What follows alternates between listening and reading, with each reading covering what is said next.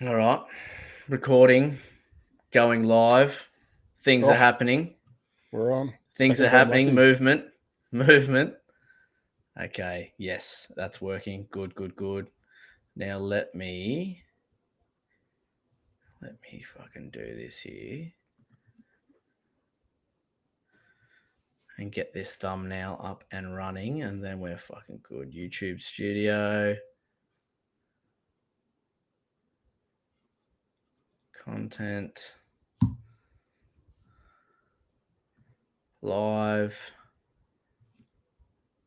The thumbnail's there. It's already there, mate. All right. Well, fuck. Don't have to do that.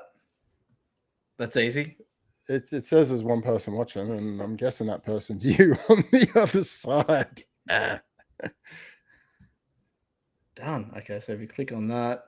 You on the other side. Done. All right. Sweet. Done. We're Easy on. peasy. We are on, bro. Now that is one thing we don't have to worry about. I'll keep that running there. And now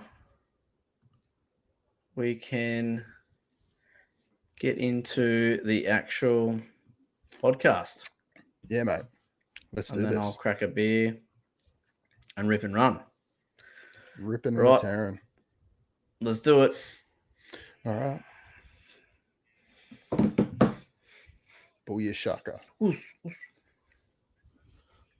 feel more confident than last week.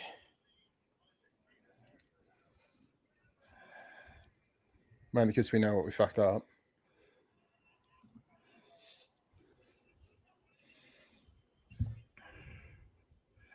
Yeah, g'day rubbers. Welcome back to the Weekly Rubdown. It's a podcast that rubs down everything NRL Supercoach. Look, you're listening to Just the Tip. I'm your host, Natty, and with me, as always, riding shotgun in the Rubmobile is the Sultan of the spreadsheet, the king of calculations, the stats wizard himself. What's going on, mate?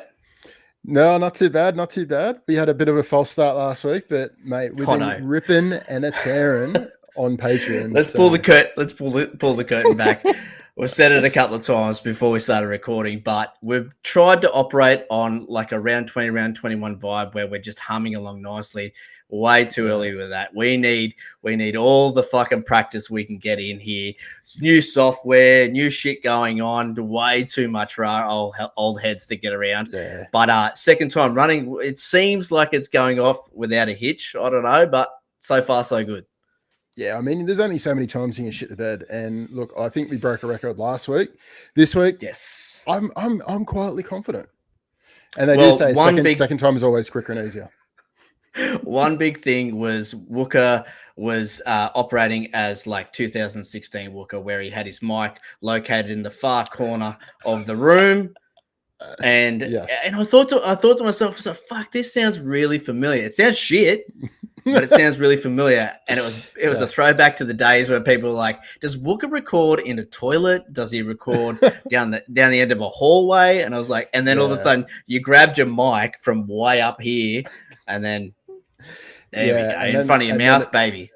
And then it sounded like I was speaking into everyone's ears. So yeah, I was like, whoa, there we go. There we go. Wild. Yeah, so we had to bin that one. Good gear. That was proper. That was vintage Weekly Rubdown. All of that was perfect. Yeah. Just sounded horrible. Couldn't release it. I mean, all right. Well, I'm going to crack a beer. We spent most of our podcast career like that. Finish yours up. Get another one down you. All right. Fuck. I've been drinking for a while. You kept me waiting. You bastard. Yeah, me too. Like I was saying before, mate, I've been at SeaWorld all day with a 3-year-old. And all the dads out there will attest to any theme park with kids is a fucking nightmare. I mean, they enjoy it. They really do. But it is hard yakka for dads. I mean, the point of the day when they go, my legs are tired. I can't walk anymore. And then you have to carry them on your shoulders. And, man, I'm fucked. I've been hammering the tin since I got home. Been doing the military presses. Everything. Yep. No, I feel your pain. There's a particular type of training that you need to do for theme parks. You'll learn. Mate, it's like pulling a roller hose, put it on your shoulder. You should be used to that. Yeah. Fuck, I'm weak. I'm a weak dog. All right. Got a dog. This rub. Yeah, exactly. Yeah. This rub is brought to you by our Patreon, aka the Stats Lab, aka the Rub Club. Now, it is humming right now, rubbers. It's out there, ready to go, clicking on all cylinders. Get out there, get in your eyeballs, subscribe, have a look. There's a lot on there. There's a lot on there. I'm just going to go through a little bit here just to wet the whistle, but I won't be able to cover it all. There's too much on there. So at the moment, we've got your team summary sheets, and we'll be covering a little bit about that on this podcast and the one next week. And on those team summary sheets, we're predicting the 1 to 13 teams that we think will run out in 2024, where we've got our 2024 average predictor and a little blurb about each player and how we think they're going to go. And then to go along with that, you've got how those teams performed last year in the 2023 season. Edges, SuperCoach points scored, conceded, position-wise, team-wise. We've got strength of schedule available on there already. We've got ranks coming out of our arseholes. There's that many ranks and lists. It'll fucking hit you to the chin and make you backflip. There's a lot on there. Sleepers, busts, booms, candidates, dual position players, predicted goal kickers, stacks, edges, everything. I'm telling you, there's a lot on there. The 2023, we've sucked its dick right down to the Chewy Center. It has been rubbed. Consider 2023 statistics-wise, it's rubbed. It's done. Yeah, it's been over. So it's very been flipped sexy. over. It's done and dusted. Yeah, we've gone through. We've done all the rankings. All the rankings, though, they also have associated stats with them. So it's not just us talking out of our ass. It is stats based as well. So. If you have any interest at all, just hook on to patreon.com/rubber stats. Just have a look. We've listed out all the piece of information that we're doing as part of it. Hop on, dip in, dip out, live your life. That's it. I mean, if you go in there and you don't like what you see, you don't like draft. I'll be honest with you. You're not a draft player. Yeah, that's as simple as that. Now, this year we have 2 tiers. So last year we're just running with a $5 tier, but we have that much more content for 2024 that we had to break it up into 2 tiers. So the $5 tier this year, loosen the knots. It's your basic stats for your in-season gear. Then tier 2's $8. We're calling that the happy ending. Hello. And that's loosen the knots plus all the preseason draft prep gear. It's the gold standard. That's what you want. Plus all your form guide information. So last six weeks, rolling average. So it's fucking premium stuff. Chef's kiss. Plus exclusive pods, free agent frothies, all sorts of stuff. So that's the thing we want to sell here. The perks, the tier 2 perks. So the perks that you get when you're a subscriber to the happy ending only subscribers of the tier 2 happy ending will get a chance to join the Rubbers League. So, of course, you have to put in a 5-star sledge on Apple iTunes, but you also have to be a tier 2 subscriber. You get a free entry into the Classic Comp. Last year, we gave away $200 to the winner. You get first dibs on any merch that we are going to release. And trust me, we will be releasing some merch in 2024. And like you said, we've got exclusive podcasts coming out. So we always like to take questions from the subscribers. We'll be taking them from the tier 2. So if you want to get involved with the podcast, you have to be a tier 2 subscriber, but also free agent frothies. It's a podcast I'll be doing on my Pat on a Sunday night, just a quick 20-minute hit out, just talking about free agents that have performed well over the previous round. So only tier 2 subscribers will get, and that'll only be released on the Patreon. So it won't go out to Apple Podcasts and Spotify and all that. It'll only be for subscribers. So, oh man, just talking about it gets me fucking going. I'm punching through denim. Very excited. Wooka, what is your favorite addition to the Patreon? I mean, you are the driver of the Patreon. I'm just the one that can sell it. Talk to me about what's your favorite addition to the Patreon coming into the 2024 season. Look, a lot of the like the new things we actually introduced during the season last year. So what loosen the knots is effectively what we envisioned the Patreon to be but there were just additions of after addition after addition. So like for me, the 6-round average matchup sheets is where it's at. Like that's fucking unreal gear, and I use that on a weekly basis. But I'm actually liking these team summary sheets. It's this first stab for us to be looking at the teams, looking through what players we're interested in, and just because we've gone through and we've literally done a comment against each of the players, and it's forced us to go through and actually have a think about each and every player for each and every team. So that's been, from personally, that's been good. And this is what we always say about how we work our way through the preseasons. Like, we are just you. We're not standing up on our ivory tower, speaking down to you, saying we know all. We're doing our study. We're learning about it as we go. We're just dragging you with us. Like, come and be a part of this community.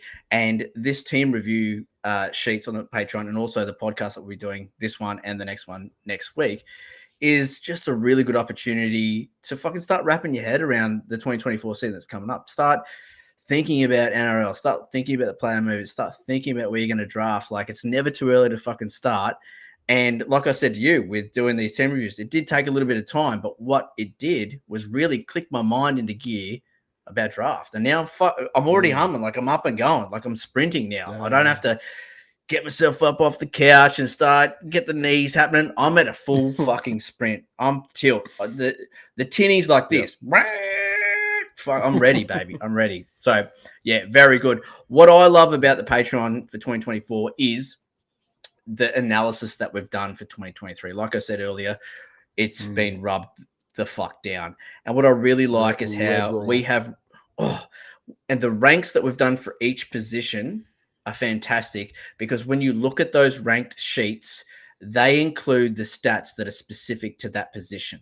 So you don't have to fucking read through all the stats that don't fucking go with that position. Like, you don't want to know about minutes for a CTW. You don't want to know about base stats. You know, for CTWs, you want try involvements, you want base power, you want tackle breaks, you want all the fucking juicy gear. But then when you're talking about a front row forward, you want how many minutes, what's their PPM, fucking how many tackles are they making, how many runs are they making. So on those sheets, I love that we've got the positions and then the stats that are prevalent to that position. I love that. And I've been looking over that, just going, this is going to fucking help me in my stats. And when I'm sort of prepping for drafts. So it's good. It's good gear. Well, this season, like the reason why we've got that is we've built a full stats database specific for the preseason gear. So yeah, it's something that we'll do each season, and we've taken some stats from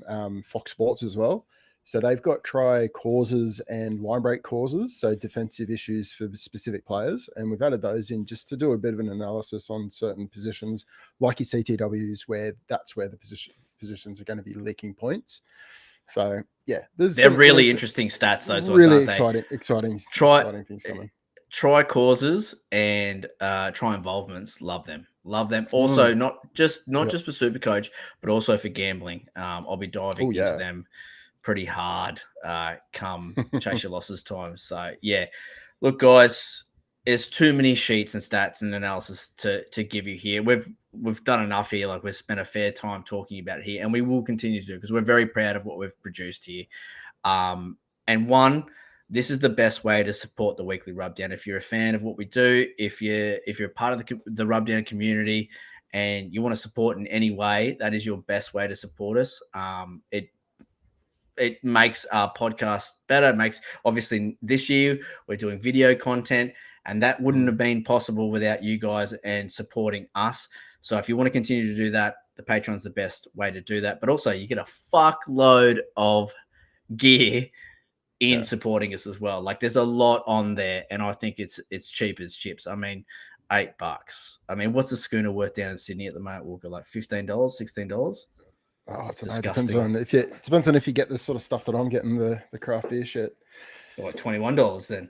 $20. Yeah, nah, it's not cheap. Put it that way. Do you know what my I'm local, drinking a fit. The Terranora Tavern, they have their own beer. It's $5 full strength schooner. $5. What? $5. It's 1989 prices. 100%. $5. That's bullshit. and it's stumbling distance up the road. Well, I've got one that's stumbling distance, and they charged me fucking $15 for the pleasure. I can't believe that. I can't believe that in Sydney, that if we were on the piss and I go up to get us 2 beers and I give them $30, they're likely to say, I need more money from you. I can't wrap my head around that. That's fucking too much for me. For regular skewy though, a tenner. So it's equivalent to a schooner. So a schooner of VB, $10? Yeah, probably. Okay. That's right. That's right. Mate, what have you been doing? Talk to me. I mean, the off season's not much of an off season. Honestly, we were prepping for 2024 probably before the season ended, so it hasn't been much of an off season for us. Just been a slower sort of time, I guess. Well, I mean, there's obviously been little recording and stuff, but yeah, I've been hammering the stats. So developing this stat database for the preseason. So started that effectively while the finals were going. Getting semi completely barred up for the Broncos. Getting a semi. And then getting a semi. Then getting hurt massively in the last 5 minutes of the game. That hurt big time. But we move on. And I'll leave that alone, mate. It's been too long. I'll leave it alone, mate. It's still fresh, trust me. I can tell you're hurting. Yeah.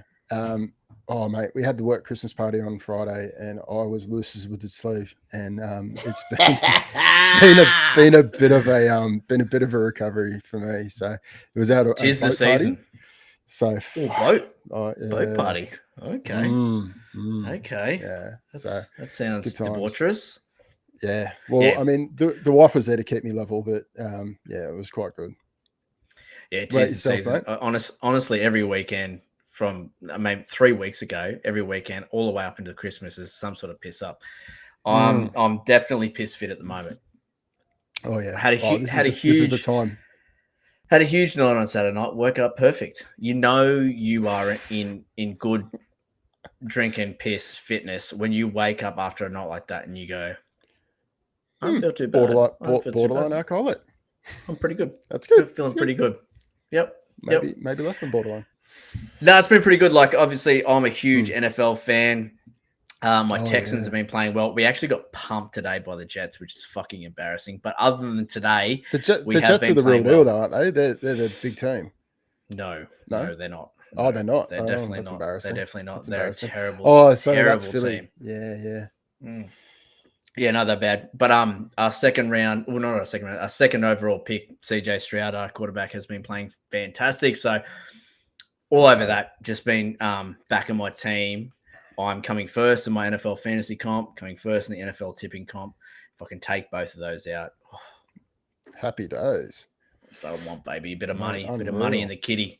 But yeah, other than that, mate, just doing dad stuff. I mean, fuck, I got a pool going into the backyard. That's been stressful as fuck. Actually, that's a good story.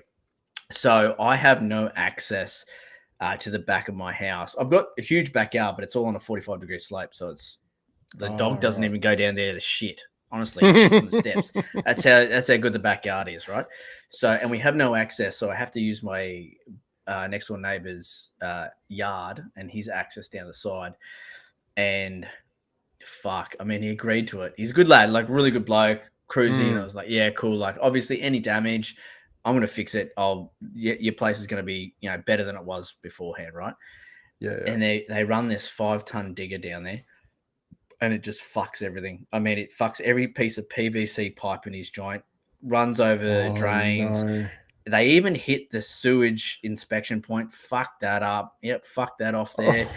And that was just getting the cut. That was just getting the cunt in to the backyard. And they get it in. They're obviously digging the hole. And then a bobcat has to do 38 trips through his yard to get rid of the dirt. Oh, to take the loads. Oh, fuck. Bro, I'm sitting there just going, oh my God, boys. Like, give me a heads up. Dollar signs. And they left it, and I walked, and I was like, holy fuck, am I in Terranora or am I downtown Baghdad? Like, this place is a war zone. And I spent like 2-3 days trying to clean it up. I know nothing about plumbing. All of a sudden, I'm digging trenches, I'm replacing pipes, I'm putting up drains, like doing it all. and it still doesn't look great because I've got to get a turf guy in to fix it. But fuck me, I mean, on my side of the fence, everything's going swimmingly, but that was just and it's so hard because it's such a mess. It's so hard to envision it ever looking good.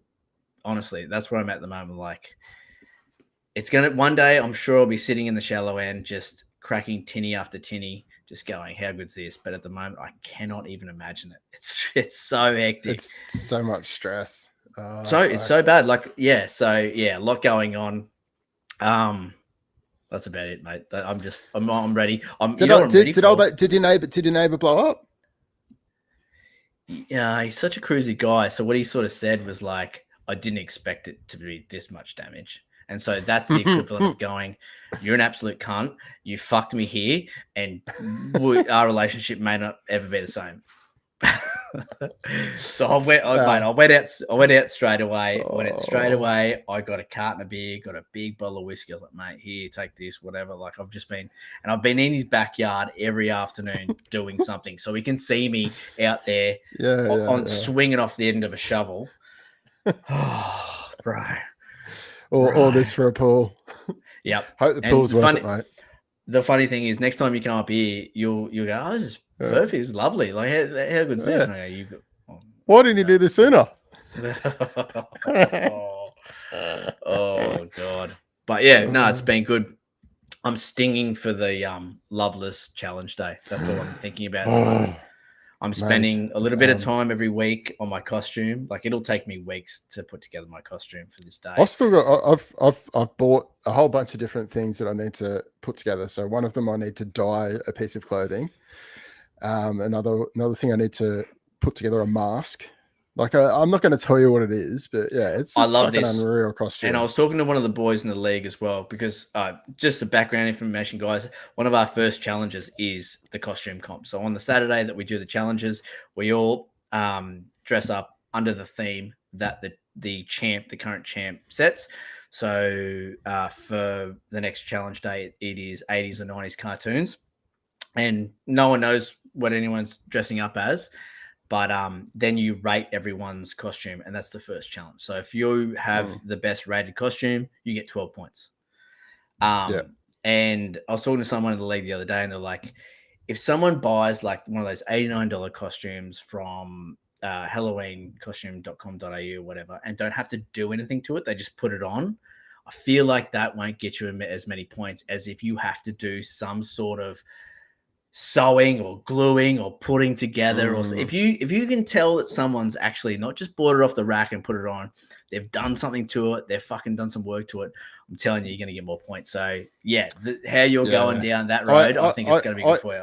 Look, I'm doing it more for me rather than try to get points, because I know that I'm going to get shafted points wise, because I put the effort in. I grew my beard for like fucking 4 months to get this nice healthy mo, shaved it all off to get this nasty mo for Mario, and I just got fucking shafted. What did you come? What did you come? I came like last. No, you didn't. Cleary came last, or Tom came last. Well, I would have come second. I would have come second last then. Whatever it was, it was disgustingly low.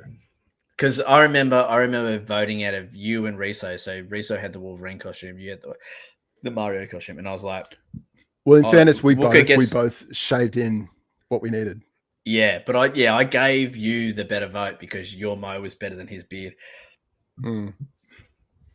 Yeah, I just get better at it. So I'm just having fun with it.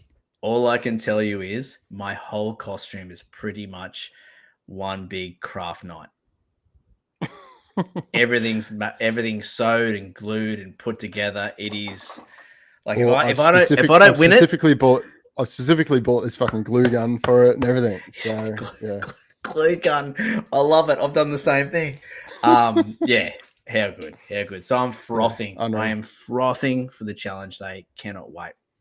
All right, that's enough dribble. Should we just fucking rip in? I mean, I've forgotten. Yeah, fuck it. I'm too busy talking and dribbling and having a good time here to know even why we're here. I've forgotten. Oh, yes, that's it. SuperCoach. All good. Yeah. Let's get into it, bro. All right. Well, I mean, I'm first cab off the rank. Just the tip. It's just So a tip. It's just a little bit. we're gonna unpack each of the teams. So we're releasing one team every couple of days on Patreon, and we're probably about I think maybe 7 or 8 teams in. So bunnies were one of the first, and yeah, look, I mean, big player movements. Obviously, Jackie White and Jackie Boy coming in. It's going to be pretty big on that left edge. I mean, I think they're really going to feel the impact of losing Jaime Sele, though.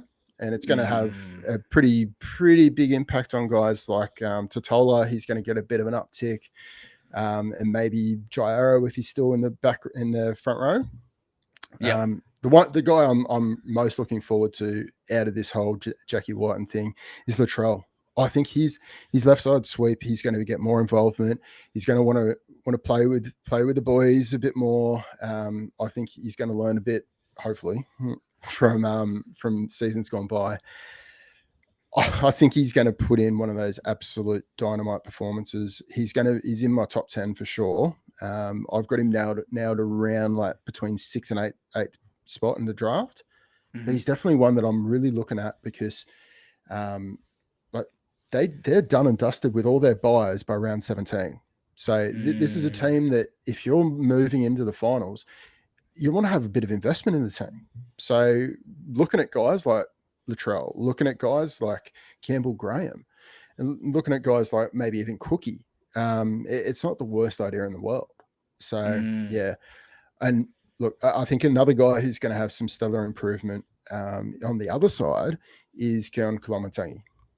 Really like the cut of his jib. He's got a lot of attacking prowess in him. And look, he got that taste in the sky blue last season. I think he's just going to go from strength to strength. Yeah, nice. What have you got the team predicted as? The 1 to 13. So the 1 to 13, I've got it Latrell, AJ, Jackie Whiten. Then on the other side, we've got Campbell Graham and Isaiah Tass on the wing.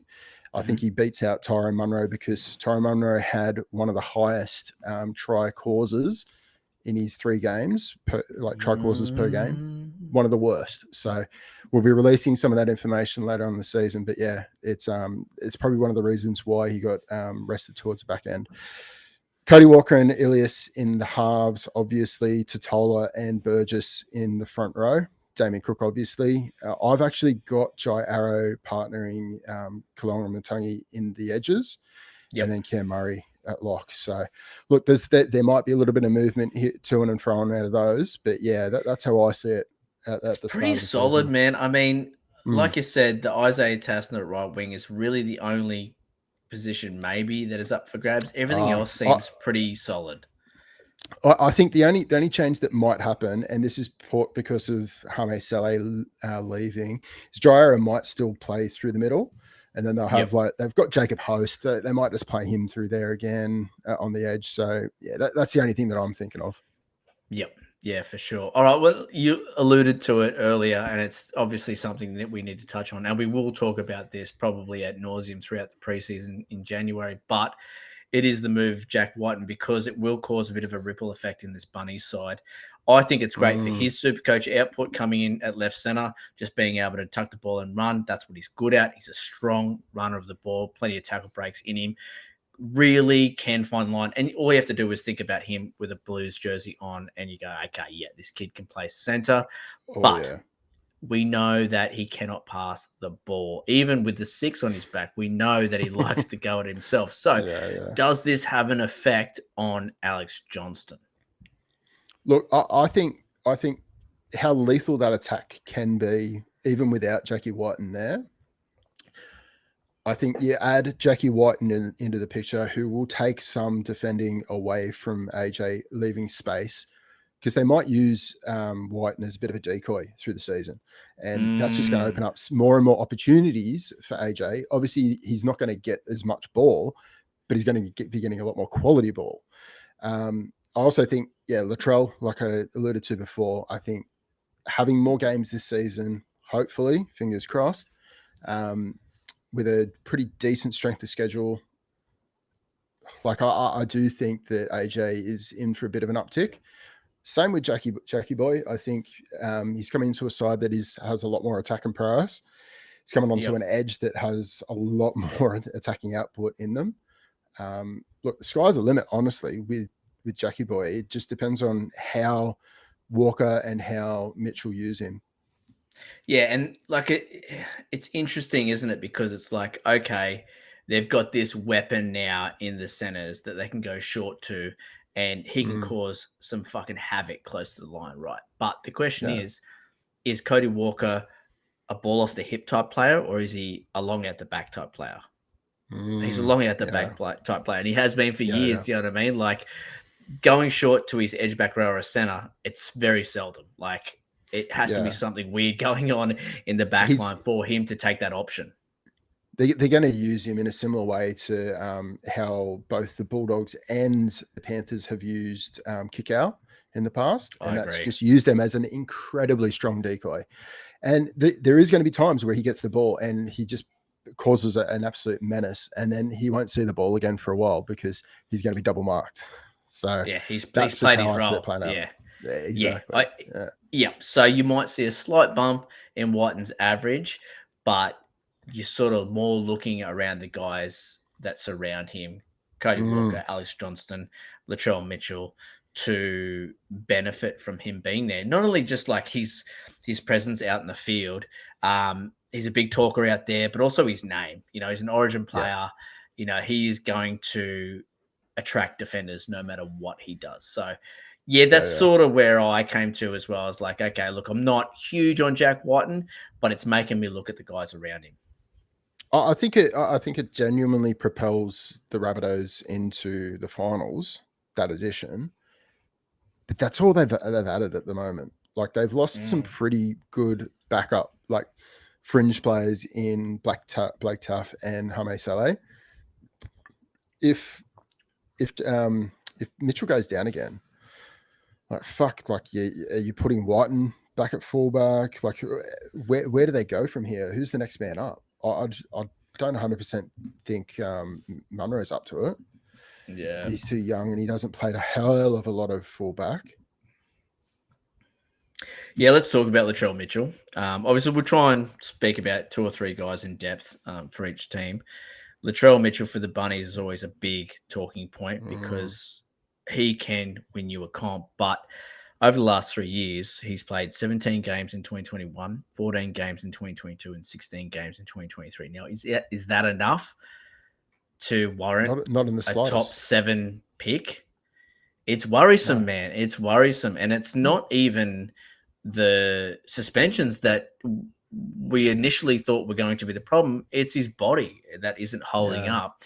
And whether that's, he's coming in underdone or just because he's a big boy, like he's a tall, big body, and he's doing a lot of the tough stuff as well. And whether that, his body's finally starting to catch up with the rigors of NRL level being such a big lad. But it's just a really good talking point because if it works, it's like the turbo.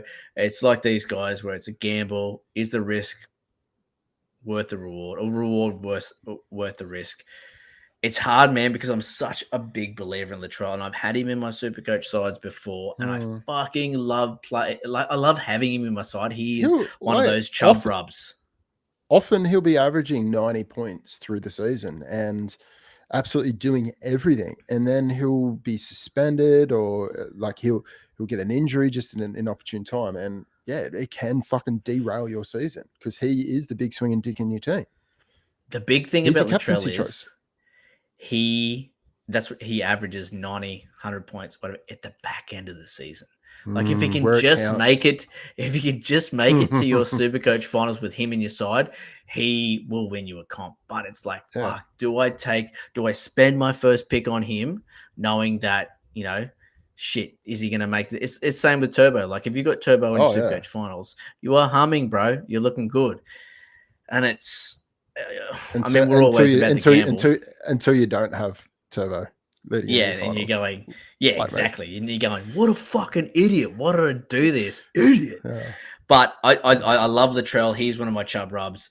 I just love watching him because he could be on 16 points with 20 minutes to go and end up with 93.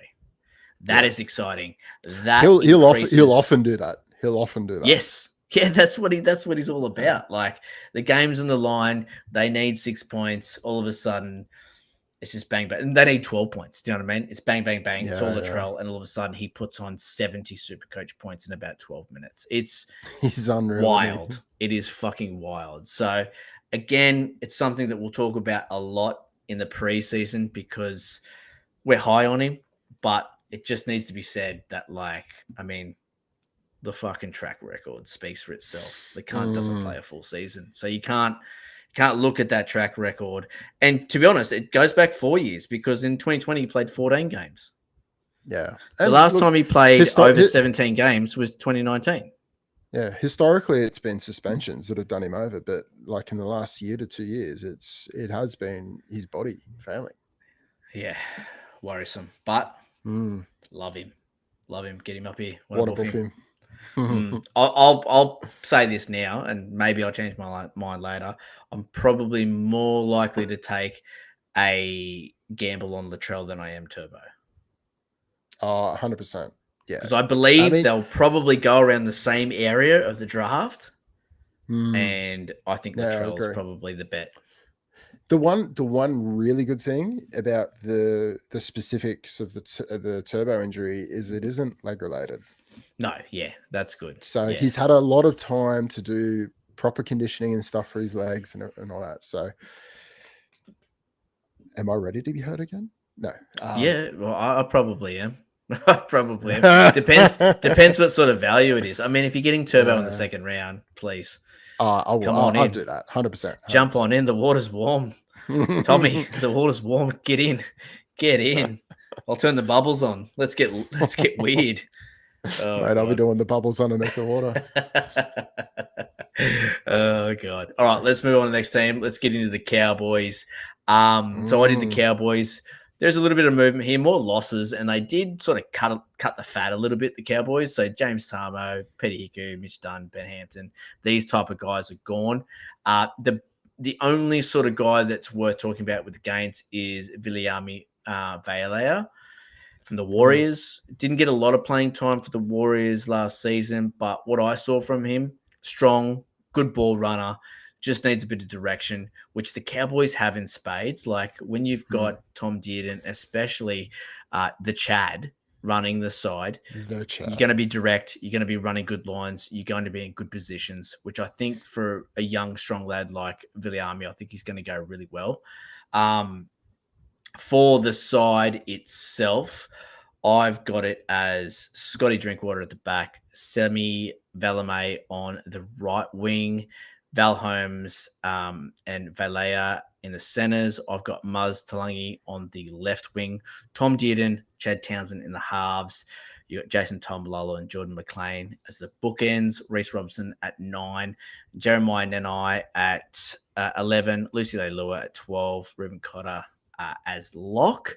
So the only sort of mix up here is obviously going to be in the back line there. I have seen some predicted lineups that have Kyle Felt on the left wing and then moving Murray Talangi into the centers.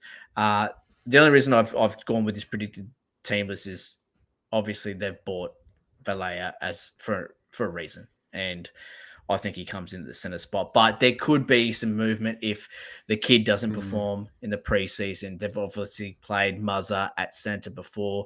You've seen Kyle Felt play left wing. I think the only certainty in that whole movement, I think they run with Semi Valame at right wing, which I love. He was so devastating. He was such a good purchase from Canberra. So good. Yep. And I mean, for Supercoach wise, I'm only looking at the back line. The forwards I have no interest in them. Everyone's fallen off a perch. Ruben Cotter, he's just not getting enough minutes. Reece Robson, because of the forward pack, because the lack of punch, he just doesn't have the attacking output either. No. I mean, guys, you know our opinion on Jeremiah Nenai. No, thank you. And Lucy Leilua probably shares minutes. So we'll just move on from the forward pack. No, thank you. But the back line's very interesting. We'll start with Scotty Drinkwater. My second pick overall, played half the season, averaging 40 or something. Like a busted asshole. So bad. So fucking bad. So bad that when I lost him in a bet, I wasn't really upset. I got Buller in return. Yeah, Stoked with Jerome it. Buller. I was so stoked with it. Then Scott Drinkwater turned the afterburners on and was pretty much the best Supercoach player at the back end of the season. He was unstoppable. So with that sort of form, if he can string together a full fucking season of that type of form, he could easily be the best Supercoach option. And I'm not even lying. That's how good he is. Everything that the Cowboys do well, Drinkwater has his fingerprints all fucking over it. It's just points, points, points, points, points. So he's obviously going to go in the top 10. He'll be creeping up into the top 5, to be honest. I would have him, and I think a lot of people are on the same boat. I think 1 and 2 is locked in. Cleary and Hines, lock them away. I think the next 3 are going to be pretty close between Ponga, Drinky, and Walshy. Dreamy eyes. I think so. Yeah, I agree. Like there's talk about 5/8s being a very shallow position, but I mean, out of the 5/8s that are there, how many are going to be getting you 80 plus averages? And that's the thing. That's the thing. Like when you look at Drinkwater's season, well, the back end of the season, if you were, especially in a captain's league, if you had the VC or C on him, he was winning you games single handedly. It's simple as that. Like money for old rope. Yeah, and it's obviously going to go down to how the Cowboys perform as a team as a whole. I don't think they'll start as slow as they did last year. I mean, Jimmy Maloney comes in as a coaching asset to the team, which is huge. Do you think that gets Dearden a bit of an uplift? Like you've fucking 100%, bro. You got the sauce in the back of your ear. Like surely. Tell me an ex-player, an ex-5'8", that is most like Tom Dearden and his style of play. No, exactly. Tell me it's not Maloney. It's crazy. I feel like they've brought him in specifically to work with Tom Dearden. Yeah. So I love Tom Dearden. I think that 59 average that you've estimated, I think with Jimmy Maloney coming in, and that's only just really come out in the last week or two, you almost put 5 points on that average. Could be. Could honestly and be. I'm not even joking. And I think the Cowboys lift as an overall, and like they're pushing like bottom end of top 4 potentially. They've got the squad. The only concern I've got is their forwards. Yeah, that's the thing. They're not going to have a lot of punch through the middle. Yeah. Well, it's quite a small pack as well. It's not even the punch. It's how much they drop off when Lolo and Cotter come off. It's like there's such a significant dip that it's not maintained, and you'll probably see that with the likes of Panthers as well, who they don't have Spencer Leniu to come in and maintain that momentum. And I think the Broncos were the same. Like without Flegler, they don't really have much in the way of bench options. So these teams, I think, will struggle to maintain that forward momentum. And that's it. I mean, and it does make it harder for guys like Drinky and Dearden to then put it on a platter. Yeah, I think it probably affects Dearden a little bit more than Drinkwater. Drinkwater is just something else. I mean, I'm just looking at the list that we put together for stacks, and he's in two different sets of stacks. And it's the 23rd best stack and the 24th best stack, and that's both on the right edge, and that's for him and Valame and him and Felt. So, and you could really look at that as half a season. So in half a season with 2 different wingers, he's been in the top 25 stacks that you can get in SuperCoach. Yeah, that's so ridiculous. In saying that, like a Drinkwater Valame stack in your drafts is delectable. The one thing about the Cowboys that's like a little alarm bell in the back of my head, they're in the same position as the Broncos were. As the Broncos were last season, they've got around 25 bye. They've also got around 19 bye. So leading into the finals, you're without a star player like Drinky. And then in the finals, potentially either your GF or your semi, you're missing your Drinky or Val Holmes or whoever. Like that. So That's a real big choice. that changes things dramatically. And For I'm sure, going for to sure. have the same outlook as we did last year. And if my first round pick is not there when I need him most, then I'm not picking you. So, you Yeah. know, that might actually put Scott Drinkwater out of contention if I go into my major semi to get into the grand final and I don't have my first round pick. You know, it's something. It doesn't matter if he's there in the grand final if he's not there to help you get Got to there. get there. Got to Yeah, get there, exactly. baby. So Yeah, that's big, bro. That's really big. So yeah, yeah, interesting and for the Cowboys. for mine, like that alone, that slides him out of the top. That slides him out of the top 10 for me. Especially if you are running with a round 25 grand final. I mean, Yeah. don't even look at him. Yeah, and double down on that if it's captain's league. Exactly.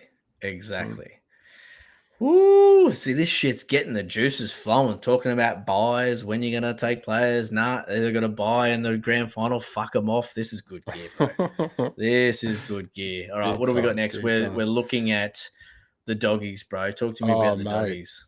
There's speaking of movement, holy fuck, there's been some player movement here. So Few you names got here. look, Blake Taff comes in. Interested to see how he goes in a new system. Same with Critter. So Critter comes across. Bronson Sherry of Steroid doping fame.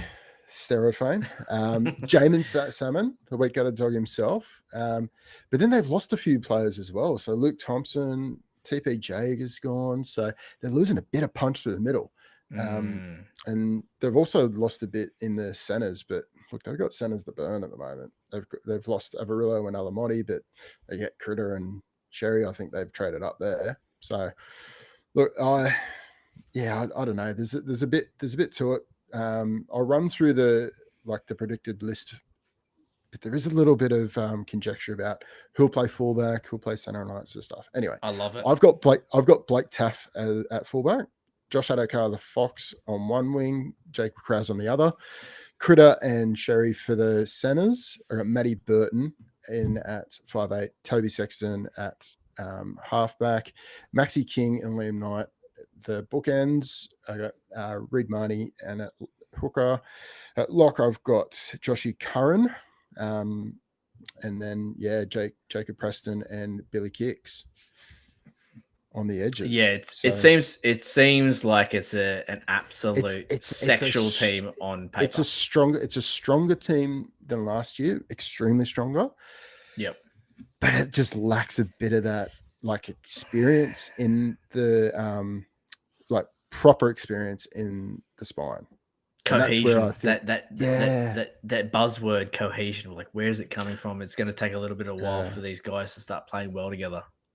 It's part of the reason why I think there is a world where they do go Critter at fullback instead, because he's got that big game experience. We know that he's a big game player. It isn't proven at fullback, but my God, is he a proven footballer? Also, we don't know what the contract stipulates either. Like, coming to the Dogs, is there part of the contract where it's like, I need the one on my back? But he's come out and he said he doesn't care where he plays. He just wants to play where he's best for the team. And to be honest, I've heard that before. Matty Burton has come out and said, no, I'm a 5'8", when there was talk about him moving back into the centers. So, look, I don't know. There is a world where Matty Burton moves to the centers, Blake Taff goes into 5'8", and Critter moves to fullback. But look, not this universe. No, that's the team that I see. So who's getting the juices flowing here at the Dogs? I mean, there's a lot of interesting names here, SuperCoach wise, especially because I think there's going to be a bit of value in some of these names at the back end of drafts. Like, who do you think you'll be looking at? The two guys that I think present probably the best value from their season average last season, Joshy Curran and Viliame Kikau. So Kikau comes off a 46 average. I think he's going to push around the 60 odd average mark, and that left edge is going to be humming. And look, it's going to be dynamite. Yes, he's going to be used as a decoy, like a strong decoy, like we were talking about before with Whiten. But Look, I do think that he's got the that bullocking run that uninjured, he's going to have an absolutely devastating season. So I reckon Viliame Kikau, I haven't been a fan of him in the past, but I just see a fair bit of potential on that left edge. And Joshy Curran, we've seen what he can do when he gets the minutes and when he locks down like a 13 spot. He just needs that like run of games together to really get some flowing. So yeah, he's one that I'm looking at big time. It's that left edge for me, for sure. Like you mentioned, there's a lot of firepower there. And someone is going to be the huge SuperCoach beneficiary out of it. Do you know what I mean? Like, if Kikau is running those block plays, sucking defenders, is Bronson Cherry going to be the guy that's going to get the meat, or are they going to go at the back of Josh Adokar, or is it Matty Burton finally going to have the season that we thought he was going to have last season? Do you know what I mean? He was averaging 70 at times last season, and look, he was absolutely braining it, and then they just fell off a cliff. Look, I think Toby Sexton is another one that you can also look at. When he came in, he completely changed the attacking dynamic of the team. So he's definitely one that does get the juices flowing. But look, I think the Doggies is seriously probably 1 to 2 seasons away from being any real threat to the top 8. But I think attacking wise, they'll have a bit more to show this season. Yeah, I think you're right. Like, as in real life rugby league, making top 8, that type of thing. I think they're a bit away, but I do think there's going to be some SuperCoach points in this side. You mentioned Toby Sexton. We talked about this when he came into the Dogs last season. And that we said, like, he's such a direct halfback, and he's a true halfback as well. He's a true number 7, and him coming to the side and straightening up the attack is really going to free up Matty Burton. Matty Burton. We're not reinventing the wheel here. Everyone was saying it, but just giving that freedom to Matty Burton to play that running game that he's so good at. We just saw the best from him, and that's when he started putting in some good scores. I mean, it was really hamstrung by the Dogs themselves, and they were playing pretty poor football towards the back end of the season. But they won 7 games out of fucking 20. Was it 24? Like, yeah, it's pretty. And I mean, the first time he pipped 100 in the season, Matty Burton was one of the first games Toby Sexton played for them. So yeah, I think someone in that left edge, I want stocks in. I want them. I just don't know which one yet. Like, do you know what I mean? Like, if Bronson Sherry pops his head up late in the draft, could be a nice little pickup there. I love the narrative behind he's got a point to prove. He's going to have a fair bit of cunning in him. He wants to show everyone that, he's still got it. I mean, I love that narrative, and I love that for SuperCoach. So he could be a nice little play there. Athletically, he's hitting his prime right now. 100%. So it's just about the mental side of the game and like having the experience over the last 4 years that he would have developed. That I don't know if I could, if he's in the hundreds, like draft wise, I'm looking at him for sure. But I feel like he's going to be, with his backstory, I feel like he's going to be the guy to put his hand up to do the tough shit, because he's like, you know what? I need to get back.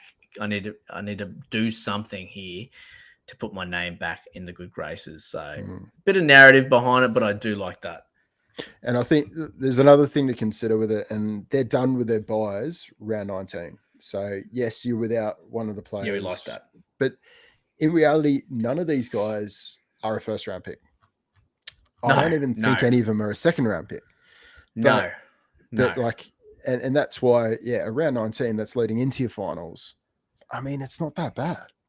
So pumping a third round pick on someone like Burton, or as a speculative for Burton, or I don't know, might be a bit early for Crichton. Also, with a team like the Dogs, who probably won't be playing finals football, and we've seen this year in, year out, when a team has nothing to play for, God, that's good for SuperCoach. When they start playing backyard footy and all their inhibitions are gone, they're just like, no stress, let's just fucking throw the ball around, have fun. SuperCoach points just go straight up through the roof. And a team with that much firepower, that would be sexy. That would be sexy, especially if they're coming up against some Yeah. poor defenders. I mean, the Bulldogs in the past have really ruined the seasons of a lot of finals bound teams. Bro, And I have this is the I have a gambling rule. I don't yeah, bet on Bulldogs games at the back end of the season just for this reason, because I call it Bulldog season. It's Bulldog season. It's when teams have nothing to play for. Fuck your multis. yeah. Just happens every year. Stay away from it. That $1.20 favorite just never comes bro. in. Yeah, so many times.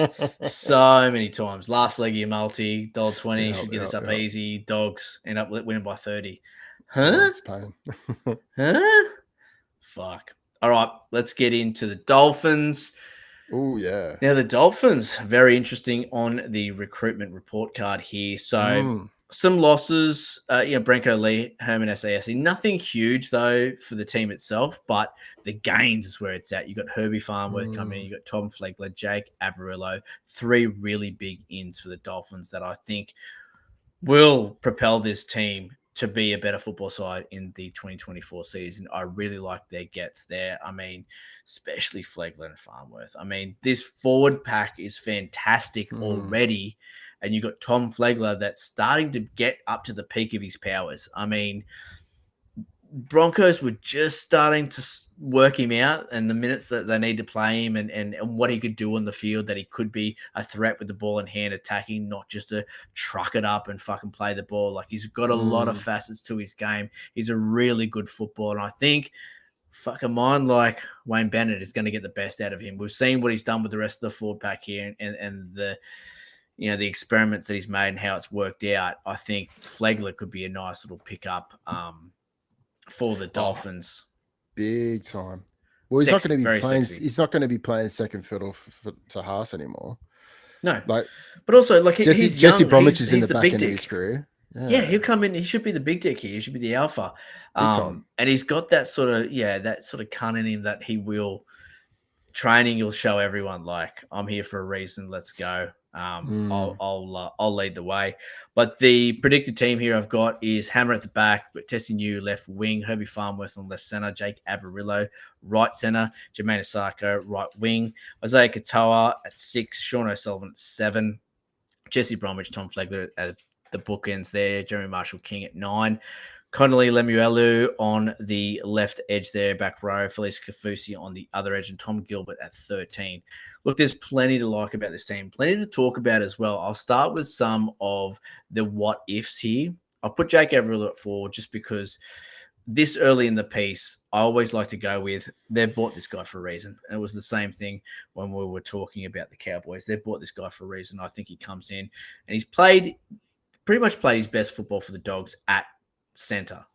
But there are a lot of guys there at the Dolphins that could play this position. You've got Big Val, you've got Aiken as well. So a lot of guys vying for this position. So certainty isn't there with him. But I will say one thing for Jake Averillo. If he's playing right center, Jermaine Asako, baby, get him in your sides. You've got a guy with all the ball playing in the world, playing inside a guy that likes to score tries. Scored 24 tries last year, Jermaine Asako. He could score 28 with Jake Averillo inside. Averillo's a halfback playing center. Like, literally. Yum. Yum. Like a guy that never thinks run first. Never. He's always about putting the guys on the outside through gaps. Yeah. Miss Scoozy. I've got testing you. Yeah, go. I was just going to say, like, I'm more excited about the forward pack. A couple of players in the forward pack. Oh, baby. Like Tom Gilbert. Hello. Tom Gilbert he was looking at the peak of his powers just when he got injured. And look, we were all thinking maybe Ray Stone will start the season ahead of him last year. Mate, he has absolutely gone on like a frog in a sock at the start of the season last year. And look, I just think he's going to go from strength to strength. I think the average that we've plunked him at 58, I think you can add another 5 to 6 to 7 to that average. And I think he gets that almost in base. Yep. And One thing about Dolphins players is you really have to look hard at the relationship they have with the coach. Wayne Bennett, Mm, that's the key to working out how many minutes they're going to play, how their job security. If Wayne likes these guys, then get him in your Supercoach side. yeah. Wayne fucking loves Tom Gilbert. Oh, speaking of Wayne, Loves Tom Gilbert. though, the one player that has absolutely bucked the trend of Wayne Bennett's Supercoach players. Curse. He's normally cursed and absolutely ruined every single hooker that's ever played for him. Yep. Jeremy Marshall King has just Bar one. absolutely gone Mm-hmm. mental.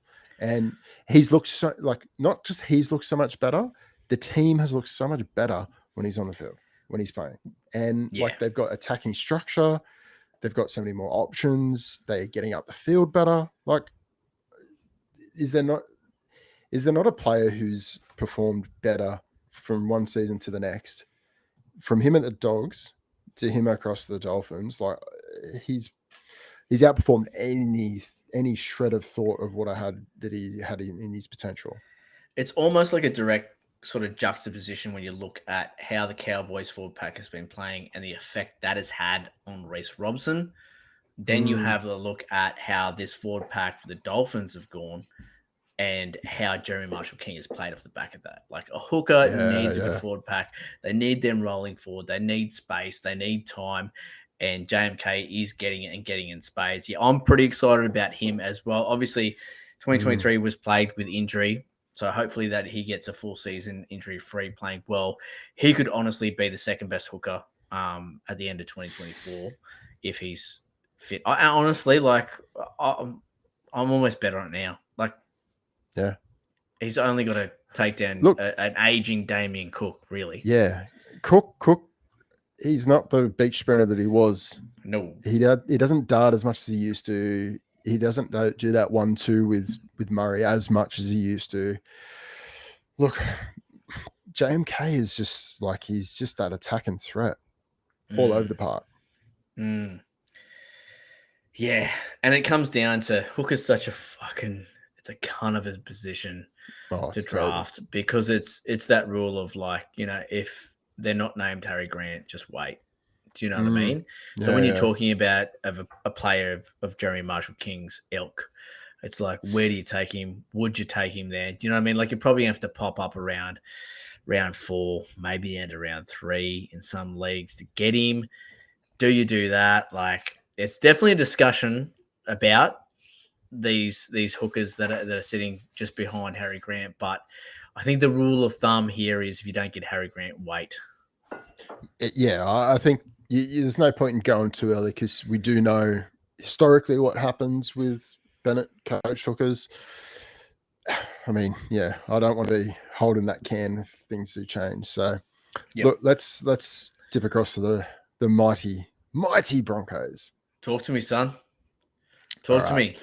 I'm gonna look. I'm putting my fucking sword shield down. Like normally, really? I've got plenty to say about the Broncos in a negative sense, but there's just too much to like about the Broncos at the moment. I mean, a lot of the player movement has been shedding players to do retention.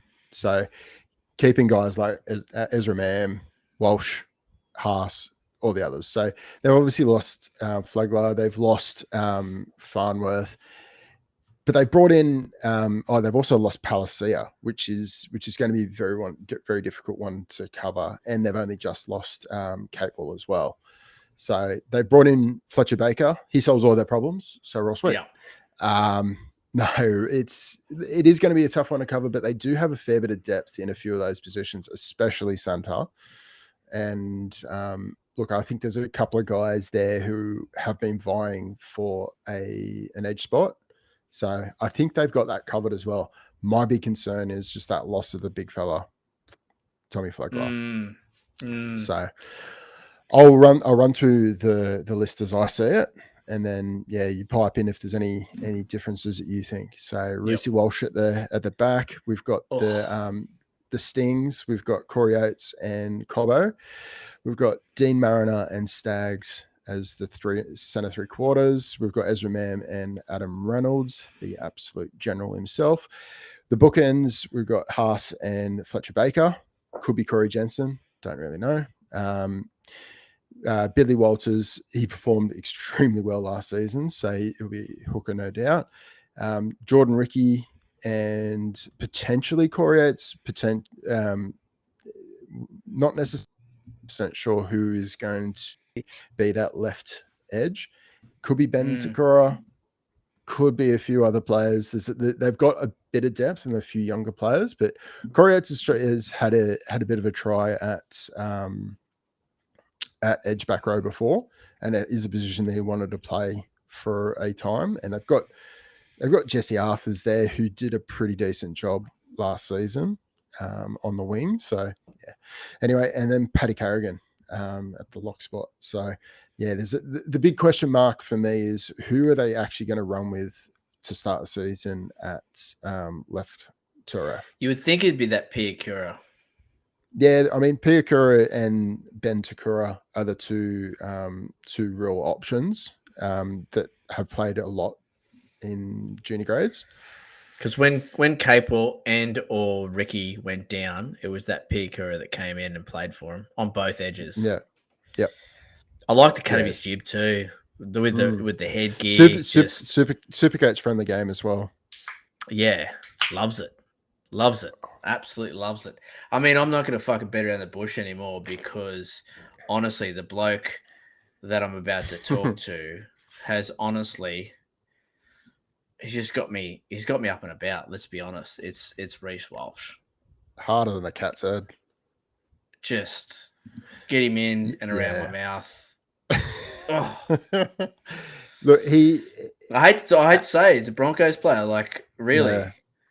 I mean, like, we saw absolute minute glimpses of what he did last season when he was at the Warriors the season before, but nothing like what we saw. Like, his speed off the mark is just fucking ridiculous, and like, he just loves to just have a dig. Like, yeah, he might fuck up, but he's got a memory like a goldfish. He'll turn around and he'll try it again. Like, that's the one thing I do love about it. It's frustrating if it doesn't work a few times, but rarely it'll happen more than once a game. So I've talked to this. I've talked to a lot of at the pub. He's talking about Broncos players and what's going on. But like the thing about Walsh that gets me going is obviously he's young, bulletproof. He's working off his pure pace. He can beat people just with his feet. But it's his maturity in his play selection and the passing that he has at the moment. Like I did say to someone during the grand final, I was like, "Are we watching fucking the next Billy Slater?" I know it's a huge call, but fuck, he does have the skill set, and to have that so early in his career, it's crazy, right? Yeah, it's the skill set which is similar to someone like a Ponga, but for me, it's the vision of knowing what time to pull the lever. And that's where Ponga falls down sometimes, is he doesn't choose the right moment. But holy fuck, like Reece Walsh last season, like he pulled the reins to perfection. 100%. I mean, we saw some of the best of Ponga as well last season. So look, I think these two are going to be like Ponga and Reece Walsh are going to be the absolute stars at fullback this season. If you can't pick between them, just collate like all the vision of them in 2023, skipping to the outside and putting their outside men through a gap to score a try, and then just watch that over and over again, and then just pick your favorite one because they almost do the same move. It's the skip step, beat them with pace on the outside. If the gap opens up, you take the gap. If it closes, you pass. And it's all fucking gravy, baby. Like, sensual to watch. I mean, it's fucking rugby league porn. Champagne rugby league. It is. The one little cliff note to the Broncos that I've got is that round 24 bye. Yeah. Okay. It's a difficult one. So it's your preliminary final. So it's before your semi. If you're around 26 grand final, it could be a bit of a dick flick if if you do get caught out with that, with a guy like Reece Walsh, with Payne Haas or whoever. So that's what I'm thinking pushes Reece Walsh from like a top 4 spot, maybe into your back half of the top 10. Personally, which is that's fucking interesting, especially man. especially in a captain's league where it's even more important. That's probably where I'd have him, is probably back 5 of the top 10 because of that fact. Yeah, for but sure. The guys that I'm most excited about is probably Dean Mariner. Like he's had a really strong attacking output in the couple of games that he had last season. He's got huge potential. Really SuperCoach friendly game. In the handful of games that he played last season, averaged 70 points. So obviously one of those was in the try friendly game against the Storm. But definite potential there. And look, I do think Payne Haas is in for a bit of an uptick as well. Just with the loss of Flegler, I think there's going to be both him and Carrigan are going to be carrying a fair bit more on their back in the way of like attacking out. I mean, just like trucking it up, meters, tackles, everything else. Yeah, well, let's talk about some of these forwards here. Obviously, Payne Haas, he's the man. We don't like talking about front row forwards, but if we're going to talk about any of them, it's going to be Payne Haas that, is worth a top 20 pick because of his consistency. I mean, especially if you don't play captains, like he's a guy that's going to get you 70 points every week, regardless of what he's doing. I mean, you take Tom Flegler out of this side, it can only mean good things. Yeah. And we've seen the engine that he has on him, like a 75 average for 2024 is pretty much a shoe-in, right? Yeah. So he's interesting if you are one of those guys that likes to go front row forward in your first 20 picks. I'm not one of them. I'm not one of those. Yeah. No, but the thing is, if you picked him, pick 15, fuck, you're not going to be upset about it at the end of the season, are you? He's indestructible. No, I do think that it's going to be between him and AFB for the top front row forward. I think oh no, Tino will still be available at front row forward most likely. He played a few games at front row forward last season. Yeah, he's more than likely going to be locked this season. But yeah, anyway, the difference between Payne Haas and AFB is AFB scores tries. He's a try scorer. He's a try scorer. That makes his average look so fantastic. Payne Haas doesn't need it. He doesn't need that. So you don't have to count on those tries. But we released something, Mr. Consistency. So this looks at the coefficient of variance, and one of the top performing players was Payne Haas. He's a set and forget 70 to 80 player. That doesn't go much higher, doesn't go much lower. He just like keeps it chucking. Yep. He is the king, Mr. Consistent. And the other guy is a big chub rub of ours is our boy Paddy Carrigan. I mean, at the start of the season, we were just going, what the fuck's going on here? We were telling everyone to just jump all over Paddy's dick in drafts. And then we were made to look like absolute idiots over the first sort of 12, 13 rounds. But then he just turned it on. He turned just it on. Weird. Just started scoring tries. And I mean, he is turning into that more modern day lock where he is a ball player and he's helping the Isaiah Yo type. Exactly. Yep. But somehow in the back end of the season, he was able to morph the two styles of his game, which is what Isaiah Yo does as well, because Yo can be that link player, but he can also get through 40 tackles and make 15 runs. Somehow he's worked out how to do that. And Paddy was starting to do that. Freakish talent is how. Yeah. And if Paddy Carrigan can do that again and sort of show us that SuperCoach output that he showed us in the back end of 2023, I mean, yum, for starters. And the thing is, it's like he's such a leader in this side. When he's on the park, Broncos play better. It's as simple as that. The voice that he has out there, the organization, he is a leader in this side. And the more minutes that he plays, the better the Broncos play. So I'll be big on him again. It's just the gloss is a little bit taken off just because he was getting hit with minutes a little bit. And that's the other thing with Isaiah. He plays 80 minutes every single fucking game. You don't have to worry about it. Paddy's minutes were fluctuating a little bit, that's the worrisome thing. But he's got the caliber to be a super coach weapon. But with less quality options to cycle through, don't you think that both him and Haas are going to be afforded more minutes? You would think so. Yeah, 100%. You'd fucking expect them to rely a bit more heavily on both of those guys. Yeah, 100%, especially because they can play big minutes. I mean, they've got motors. They've got massive motors. Payne Haas playing 60 minutes is nothing, and Paddy playing 80 minutes is nothing. I mean, Carrigan can play 80 minutes at an origin level. Do it on his head. I'm sure he can do it for the Broncos. So, I mean, for Supercoach fans, that's what we want. We want more minutes out of Payne Haas. We want more minutes out of Paddy Carrigan because it's just going to fucking skyrocket their Supercoach output. And you'll see them. You might see them up around that 75, 80 point average, which is yum. Oh. All right, let's move. Oh, it's stark difference here, going from the Broncos to the Dragons. Oh wow, I can't wait.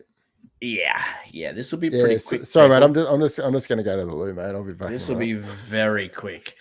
So huge ins. Kyle Flanagan comes in. Shock horror. Kyle Flanagan joins the Dragons.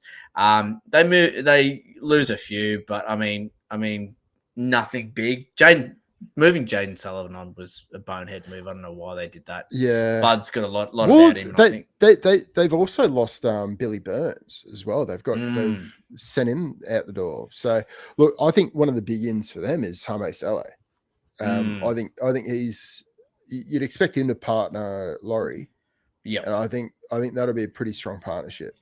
Tom Eisenhuth's an interesting one coming from the Storm system. He could be the next guy who comes in, virtually replacing Billy Burns on that right edge. Well, there's so many questions about this lineup. So I mean, I'll go through the 1 to 13, but there's so much that could fucking change here. So we'll just run with the stock standard answers here for the predicted team list, and that's Tyrell Sloan at 1. Matt Feagai on the left wing, Moses Sully and Zach Lomax in the centers. Michaeli Ravalawa, right wing, Cole Flanagan, Ben Hunt in the halves, Blake Laurie, Hame Saleh, props. You got Jacob Little at 9. Jaden Sewer, he will be one edge back rower, Jack Bird the other, and Jack DeBellin at 13. Now, I've heard whispers that Jack Bird might be moving into the centers, and that may be because they're looking at Zach Lomax moving back to fullback. Don't know how much fucking stock is behind that. I do know that Jack Bird has lost a little bit of timber, so he's been training hard, lost a little bit of weight. So maybe there is some validity there, but who knows? I mean, that would open up a spot for Tom Eisenhuth as well. I don't know. Jack Bird with a bit of weight off, I don't mind that. Like he's a quality player when he's not injured.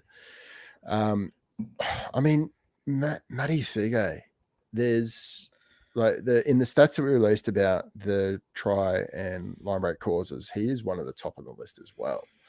How the fuck is he going to retain his spot in a Shane Flanagan coach side? I don't think it's going to happen. I just want him to stay. I really do, because it's so good for sports bets. So the ATS is for sure. Yeah. It's so good for punting because it's just fire up whoever the right wing is coming up against him. It's fantastic. But I mean, not a lot to unpack here. I mean, Ben Hunt, he is going to be a Dragon. Like, that's been settled. That's one thing. I'm huge on Zach Lomax playing fullback. I think if he goes back and has the one on his back, I'm really about that. Towards the back end of the season, he was making like 25, 30 runs a game from center. And that really showed in his Supercoach output. But again, are the tries going to be there? It is worrisome for the Dragons. I mean, Ben Hunt, again, he does everything for this side and still only managed a 58.7. I love Blake Laurie with, I mean, fuck, everybody knows that. We Blocker. Who doesn't? love Blocker. Who doesn't like Blocker? But Jeezy was fantastic. He was fucking amazing in 2023. He was doing exactly what we've been talking about for the last 3 years, is he was getting solid minutes. There wasn't much variance in his play. He was getting the runs, the tackles, sprinkling in a couple of tries as well, the big fella. But I think he will continue with that. He's in the leadership group now. I think he will continue to be the big dick, the alpha. Obviously, you got Harmay Sally coming in, but fucking Blake's the boy there. And the other one, Jack DeBellin. And I guess that's pretty much all you can take out of this Dragon side is some of these big boppers that are going to be really consistent. Jack DeBellin, Blake Laurie, Jaden Sewer as well. We're really big on Jaden Sewer at points through the season last year or last season. So they're sort of the guys I'm looking at. In the backs, there's so much uncertainty. I'll just stay away from it. But even in your drafts, Jack DeBellin's going to slide. Jaden Sewer probably won't even get drafted. Blake Laurie is going to be a free agent. I mean, it's not sexy here, people. Let's not try and sugarcoat it. I don't hate Jaden Sewer as an option. The problem is that TRF is such an easy position that he doesn't need to be picked up in draft. I mean, yep. So at times, depending on how the costs go in Classic, he might be an option in Classic. But yeah, it's probably not one that I'll be looking at. But it's a big sort of watch list team. We want to see how the dust settles, how this team lines up, and then we'll sort of like circle back and be like, okay, maybe there are some guys here that we can sort of get excited about. But at the moment, let's fucking move on, bro. What's next? Yes, we've got the Eels, the Parramatta Eels. Come on, Matter. Oh, God. Bank West in its finest. Look, Gutho had one of the tippity top seasons that I've seen from him. Can he? The big question is, can he replicate it? And they've been talking about looking for a X Factor player. They haven't got that. So the only ins and outs that they've got are Kelmator-Langi and Morgan Harper, and the only outs that they've really registered is Josh Hodgson. So, and he's just retired. Mitch Rainer's retired as well. So that, yeah, I don't know. The premiership window for him is closing pretty fast, and I just don't think with their spine, and I'm not pointing to Gutho, I'm not pointing to Dill Brown, I'm not even pointing to Moses.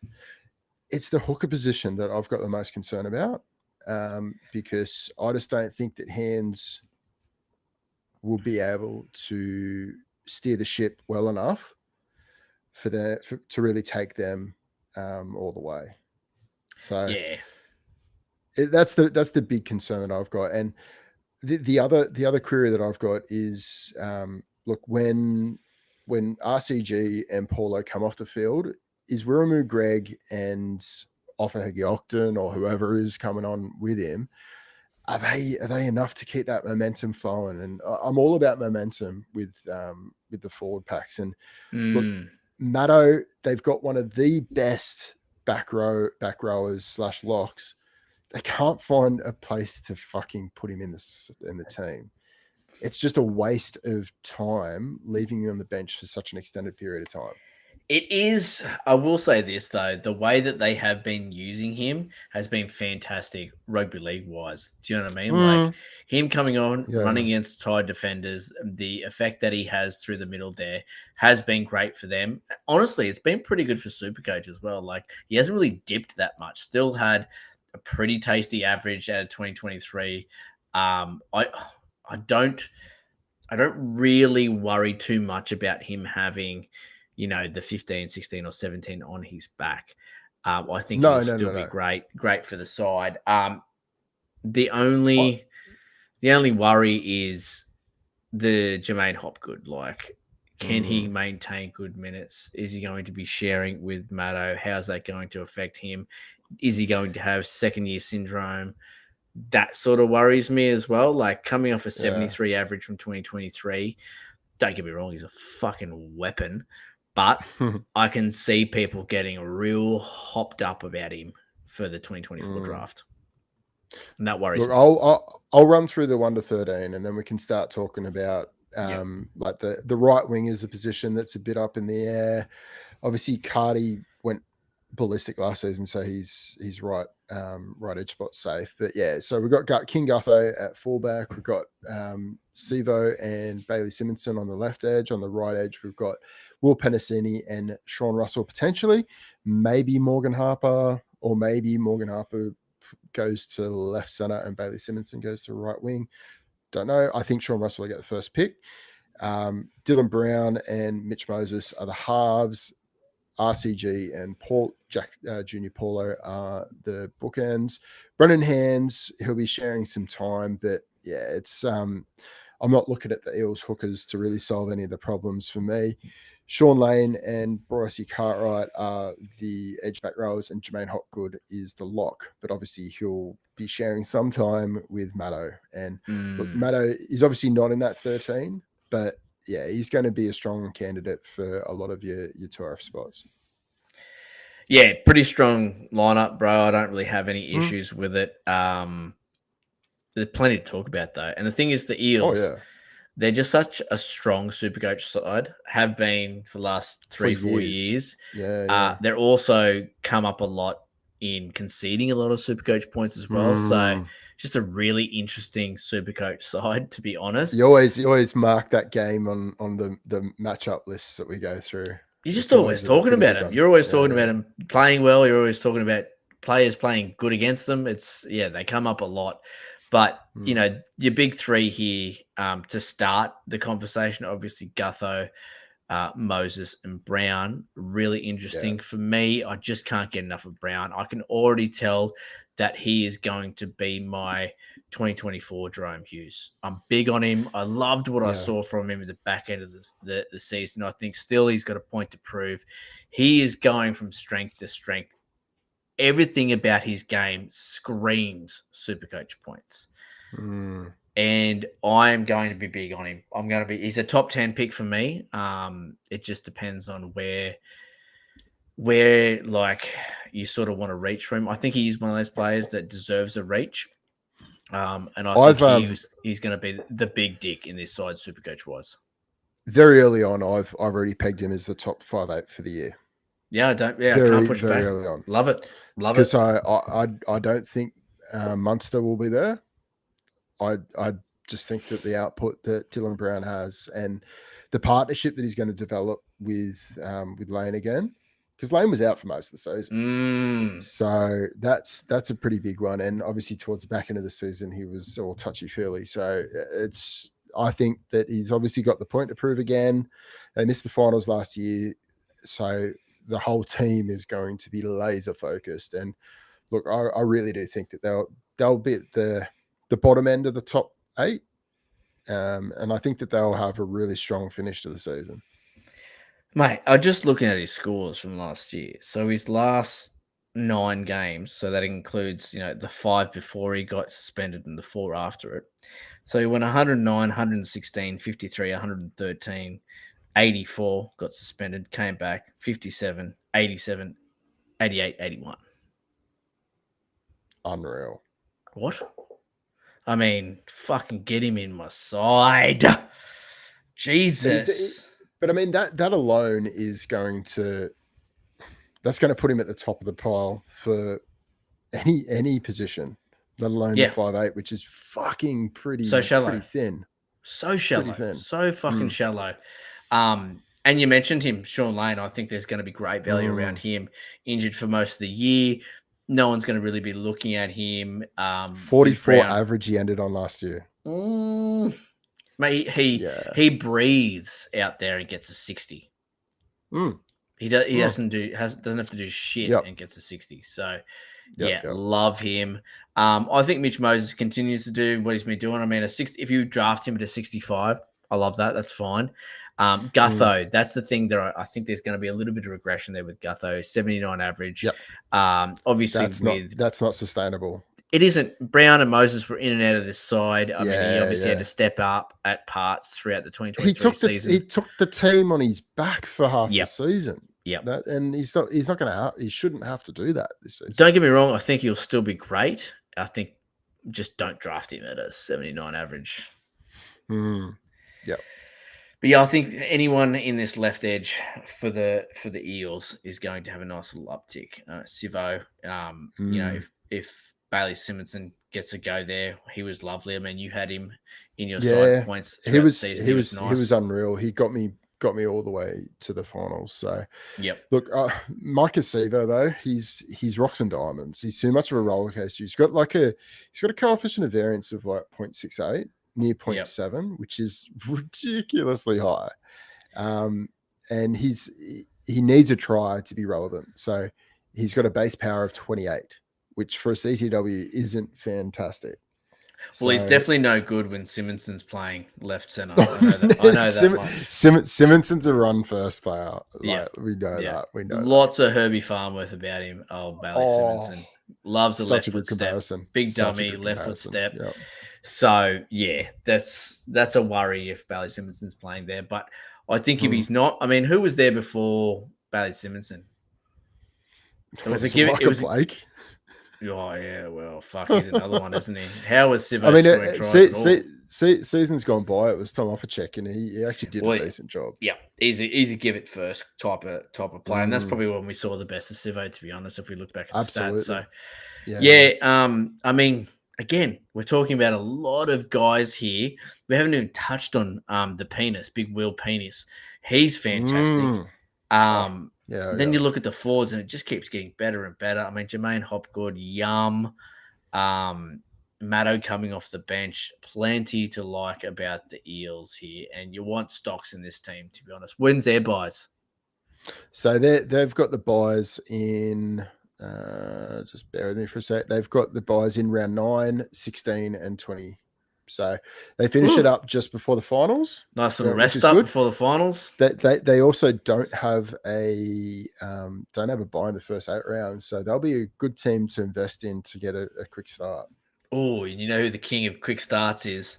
Oh, mate, it's always every year. Gutho, baby, loves it. I think he averages over the last 4 years. He averages like 80 over the first 8 rounds. So, yeah, again, love the Eels for SuperCoach. Love them. Love them. All right, what have I got next? What are we talking about here? So, mate, you're off to Newey, my hometown. Oh, God, going from the Eels to the Knights, 2 teams that are just stacked full of SuperCoach potential. We love SuperCoach relevance. Yeah. Woo, baby. I love the Knights. Interesting team to talk about, honestly, because there's a lot of room for regression, a lot of room for progression as well. But obviously some big losses. Lockie Fitzgibbon off to Warrington, Dom Young to the Roosters. They're 2 big losses. Without Lockie Miller there as well, that's going to their fullback depth is a little bit hairy going. But gains, Kai Pearce, Paul from Wigan, who's an interesting one. You got Jack Cogger that comes in. Row. Tom Jenkins as well. They're probably your main 3. And Will Price as well. Will Price as well. Yeah, he's potentially going to be. He's got some good highlights at fullback. So I think, look, if Ponga does go down, he might be the guy. Yep. You 1 to 13. Ponga at the back. Greg Marzu, the beast on the left wing. Dan Gagai, Bradman Best in the centers. K-Map on the right wing at the moment. Come on, mate, pronounce it. Mapapalangi. Jeez, that was close. Not bad. That was close. That's not that bad. You know, I had honestly, I was like, if I just run really quick at it, maybe I'll get it. And I did. You actually did, yeah. Tyson Gamble, Jackson Hastings in the halves, and then you've got Jacob Saifidi and his twin brother at the bookends, Jaden Braley at 9, Kai Pearce, Paul, and Tyson Frizzell back rows, Adam Elliott at 13. So there is a little bit of movement here that could happen. Obviously, you've got Kai Pearce, Paul there. We're yet to see how well he's going to go in the preseason. But I did collate some of his stats from Super League. So in 2023, he averaged 9 runs, 24 tackles, 1 offload, 2 tackle breaks per game with 80 minutes every game. So you would think a 55 average, he'll shit that in, but he is a wait. He is a wait to see. He's got an injury. He's got an ankle injury or He something does. at the moment, doesn't he? He does. And the other guy that should be mentioned in the same breath is his name just escaped me. He's a CTW 2RF. Fuck. Oh, Tom Jenkins from the Panthers. No. He played last year with the Knights. Oh, anyway, he'll come to me. He will come to me. Heimel Hunt? No, he's a back rower. Fuck. I know. I think I know the one you're talking about. Just bear with me. I've got the sheets up. Yeah. Anyway, if he's injured, you keep talking. He's this bloke will probably Dylan Lucas. That's him, baby. Yeah. And he was unreal. Average. He was unreal. Yep. Yeah. Very good. So I don't think whoever takes that spot out of those two blokes, I like them both, to be honest. Yeah, obviously we've got to talk about this left edge because it fucking hums when Callum Ponga is playing at fullback. After round 11, everyone's fucking average just went through the roof. I mean, it was enough for Bradman Best to get picked as an Origin player. And if that continues from the clouds, clouds, you just want everyone on that edge. Honestly, I mean, Greg Marzu ended up with a 77 average, 49 base power, 20 tries to his name, 1 billion tackle breaks. I know that there's obviously a little bit of a worry for regression. You're coming off a 77 average, but even if it is a regression, I still think he busts 70 out for a CTW. Honestly, how does he not? How does he fucking not average 70? Playing outside KP, who loves to use his winger, and then getting 50 points a game without a try. I mean, how does he not average 70? It's as simple as that. But the problem is he's going to go early. People are going to take him early, and there's going to be no value in the pick. But let's change speeds a little bit and go to the right center. Dane Gagai. Oh, he scored like 2 tries in the season and had an average of 72. Like that base power is just out of this world. And he was doing like try assists and line breaks and like it was like a fine wine. Now, without Dom Young there, and then I'm guessing they still run with Jackson Hastings over on the left edge. Is that right edge going to suffer a little bit? Are we going to see 100%? 100%. So I think, like, I just wanted to highlight how good Dane Gagai went, sexy and amazing, but don't get suckered into it because he is going to go way too early. He's going to go at where you should be drafting Marju in around that 72 to 75 average, and he's just not going to be able to maintain that. He's still going to be unreal. He's going to have a really low coefficient of variance, but it's just going to be like 10 to 15 points lower than what you're expecting him at. Yep, 100%. Mate, KP. I mean, mate, seriously, is it pick 3? Is it pick 3? Just do away with it. It has to be. It has to be. Like he's the reigning Dally M fullback or overall player. He averaged 87 points, and look, I don't even think we saw the best of him. Oh, 100%. Not even at all. I mean, if you take out his 1 point injury game, he averaged 92. He averaged 105 with the one on his back, and 75% of his scores at fullback were above 90 points. Yeah. Hello.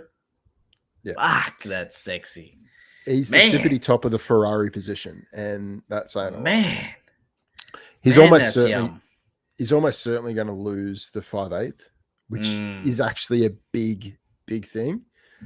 Because if I drafted him, I'm going to be drafting him and pairing him with a fullback and using him at 5/8. Yeah, for sure. That sucks. But yeah, and this is without us diving into the strength of schedule and really having a look at that. And I mean, their buys, they got round 12, 16, 21. That's fine. Yeah, that's their good. buys finish up on 21. We love that. Specifically to Ponga, he's got, just bear with me. Where is Ponga? Ponga. And again, Caleb. in the same ilk as Latrell Mitchell and Turbo, obviously risks with drafting these guys. But if I had to rank those three guys on who I would take first, it's Ponga, then Latrell, then Turbo. Yeah, for sure. And I think that it's going to be really interesting for the chat with Brian and our physio just about like how he perceives the risk, because how he perceives the risk is going to be significantly different to how we suck it on his chub. Because I think that there is still that latent risk of like him getting another head knock and him being out for a very extended period of time. Yeah, I think for sure. Being so long without a head knock is great, but I think it's still another season or two until we can really just relax and just pick him at will. So I like if I'm pick 3, I'm not 100% sure whether it's a risk I go. Fuck, as good as so as good as he is. Look, he's a fast start candidate. He's got the 5th best fullback strength of schedule for the finals, averaging it about 7th spot between the 3 different finals groupings. Look, he's definitely not the worst candidate. He's obviously going to be goal kicking. I just don't know. Their finals run for us goes Tigers, Sharks, Bunnies, and it ends in the grand final against the Gold Coast Titans. But there's a big asterisk next to that Titans game. It's a Titans team coached by Desi Hasler. Entirely different type of team. They'll have defensive resolve, which they haven't had in the past. I mean, I get where you're coming from. But it's still the Titans. It's the Titans. Do you know what I mean? Like every year that we go, oh, they've bought all these defensive players, and they should have more defensive resolve. And they've got Isaac Liu. They've got fucking and then all these they guys that have come from 34, good defensive systems. 34 points every week. Do you know what I mean? Like, so it's that sort of thing where I'm like, I'll fucking believe when I see it, to be honest. But I know one thing: Ponga fucking owns the Titans, and he does. Yeah, he's got an average score against them of 77. So, yeah, I mean, that's the thing. Obviously, throughout the preseason, when we're collating our big lists, like our top 30s, and we're talking about when you're drafting guys, especially for your top 20 picks, we will be relying heavily on their strength of schedule in the finals, because that should be making a decision for you when you're tossing up Walsh and Ponga and Latrell and these sort of guys that are all floating around the same sort of picks. You need to pick the guy that's got the best strength of schedule in your finals, and that is fucking as simple as it gets. Take that to the bank, write it down somewhere right now, because that's exactly how you should be approaching your draft for your top end picks. It's the cheat code. Like you can either make all the mistakes like we've made in the past, or you just take that advice, play your draft that way. And mate, I've been a victim of it. Last year I was a victim of it. Just overthinking, trying to overthink the room, trying to get ahead, and getting sort of swamped with all the stats and stuff. And there's a lot of stats out there, but honestly, keep it fucking simple. Stupid is the way to go in your first couple of rounds. Get the big dicks that have the fucking best strength of schedule. I mean, cut that up. I'm going to cut that up. That's a fucking quote right there. Big dicks with big strength of schedule. But also without an injury history. I fell victim to that last year. Well, and that's the thing, like, and we'll talk about this a lot, and it'll come down to personal preference when you're talking about guys with injury records. It's like, do I want to make that fucking... Because the thing is, like you said, if it doesn't work out, you're going, you fucking idiot. You knew he was injury prone. Like, what are you doing? Like, you fucking moron. Yeah. But if it works out, you're going, I told you, cunts. Told you. Yep. Told you. I picked him. I told you he was going to be good. He's won with a comp. I did it. I tied that shoelace. It's on me, baby. I tied that bow. So, I mean, fuck. What are you going to do? You got to make gambles somewhere, and you might as well make them big. Yeah, that's true.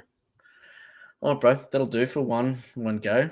That's 8 teams. We'll do 8 teams next No, week. we'll do 9 teams, I think.